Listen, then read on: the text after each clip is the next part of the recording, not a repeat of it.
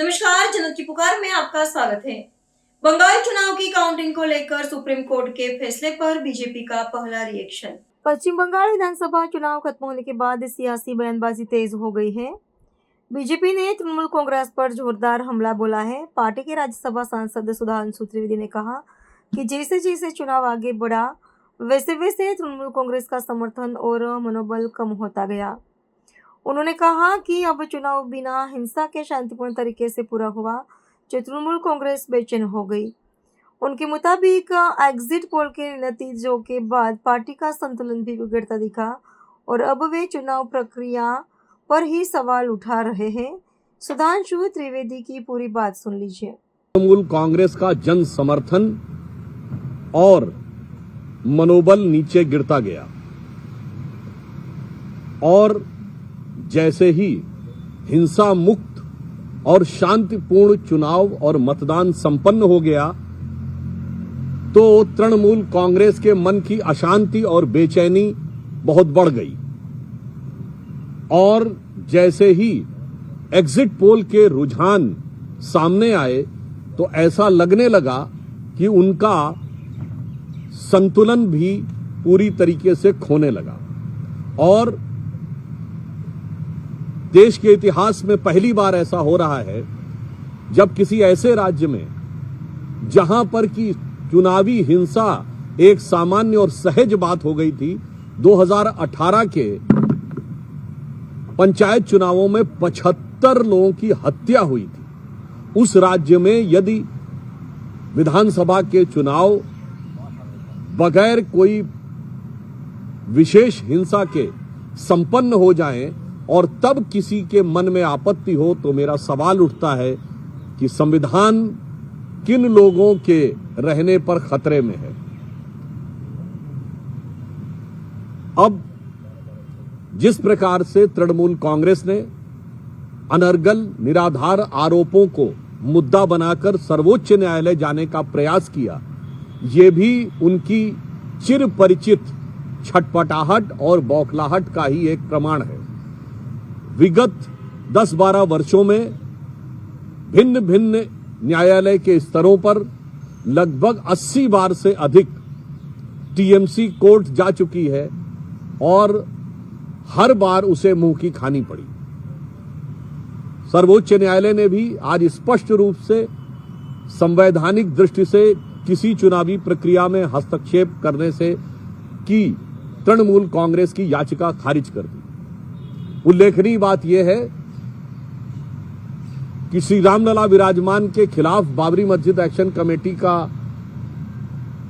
Case लड़ने वाले तमाम आतंकवादियों के प्रति सहानुभूति रखने वाले और तृणमूल कांग्रेस के प्रति राजनीतिक रूप से अभिभूत रहने वाले श्री कपिल सिब्बल जी की याचिका आज पूरी तरीके से खारिज कर दी गई। अब उनके मन में जो प्रश्न उठता था कि उनको अमुक केंद्र सरकार के कर्मचारियों पर भरोसा नहीं है, राज्य सरकार के कर्मचारियों पर भरोसा है, तो मैं ममता जी से कहना चाहता हूं, आज भरोसे का सवाल आपके खुद के ऊपर है। जब आईपैक के ऊपर रेड हुई तो ये पहली बार ऐसा हुआ जबकि कोई मुख्यमंत्री स्वयं वहां पहुंच गई, अर्थात उनको अपनी पुलिस और अपनी राज्य सरकार की एजेंसी पर भरोसा नहीं था। पॉइंट नंबर 2, वो वहां पर खुद अंदर गई, अर्थात उनको अपने पर्सनल स्टाफ पर भी भरोसा नहीं था।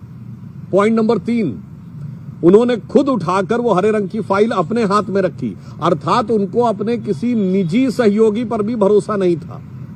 तो जब भरोसा स्वयं तृणमूल कांग्रेस की सरकार को अपनी ही सरकार अपने कर्मचारियों और अपने ऑफिस पर नहीं है तो यह इसलिए है क्योंकि जनता का भरोसा पूरी तरीके से उठ चुका है। और मेरा ये सवाल है इंडी गठबंधन से और सारी देश की जनता को ध्यान से इस विषय को देखना चाहिए कि जहां पर शांतिपूर्ण मतदान होने पर, हिंसा मुक्त मतदान होने पे, हत्याएं न होने पर किसी को समस्या उत्पन्न हो रही है, इससे बहुत साफ है कि हिंसा, दबाव, भय और आतंक के आधार के ऊपर जो सत्ता बनाने का प्रयास था वह आज पूरी तरीके से भरभराता जा रहा है और संवैधानिक उपकरणों का इस प्रकार से दुरुपयोग करना और संवैधानिक संस्थाओं में बार बार जाकर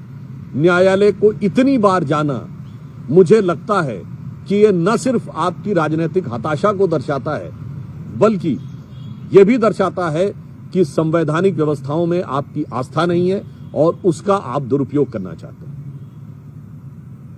आज का जो सर्वोच्च न्यायालय का निर्णय है यह संवैधानिक दृष्टि से उपयुक्त और राजनैतिक और नैतिक दृष्टि से तृणमूल कांग्रेस की मंशा के ऊपर एक गहरा गंभीर सवालिया निशान है।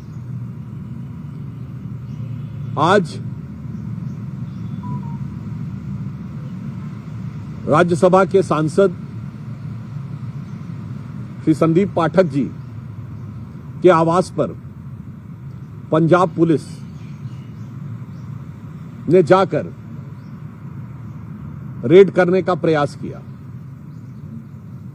हम यह सवाल पूछना चाहते हैं पंजाब से, जहां कानून व्यवस्था की स्थिति इतनी लचर है कि आपकी पुलिस न ड्रग वालों को पकड़ पा रही है, जहां पवित्र हरमिंदर साहब के गेट के ऊपर भी गोली चल जाती है, जहां पर पुलिस अधिकारियों के कार्यालय पर हमला हो जाता है और वहां पर नियंत्रण न करके आज जिस प्रकार से पाठक जी के आवास पर पंजाब पुलिस ने धावा बोला है, मेरा सवाल केजरीवाल जी से है कि इस तथाकथित नई राजनीति के अलंबरदार यह बताएं कि आपके राज्य में जहां कानून व्यवस्था सर्वाधिक ध्वस्त है और कल ही एक गंभीर आरोप पंजाब विधानसभा में विपक्ष के द्वारा लगाया गया कि मुख्यमंत्री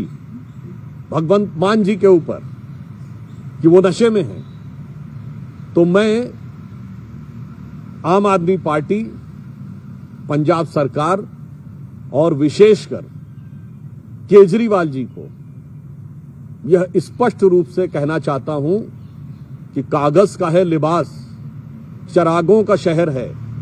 कागज का है लिबास, चरागों का शहर है, चलना संभल संभल के क्योंकि तुम नशे में हो। अगर आपने हमारा अभी तक चैनल सब्सक्राइब नहीं किया है तो कृपया चैनल सब्सक्राइब कर लें, लाइक करें, शेयर करें, कमेंट करें। तो मिलते हैं फिर किसी और खबरों के साथ। नमस्कार।